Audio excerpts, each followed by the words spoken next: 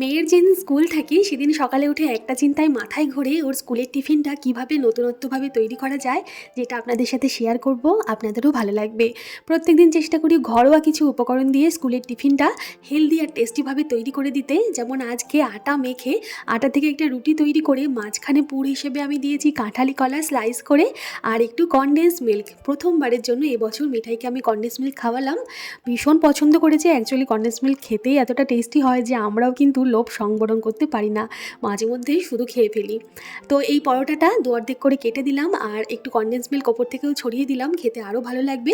Recipe পরের ভিডিওতে ডিটেলসে আপনাদের সাথে শেয়ার করব, অবশ্যই দেখবেন, ভীষণ ভালো লাগে খেতে, বড়রাও পছন্দ করবে।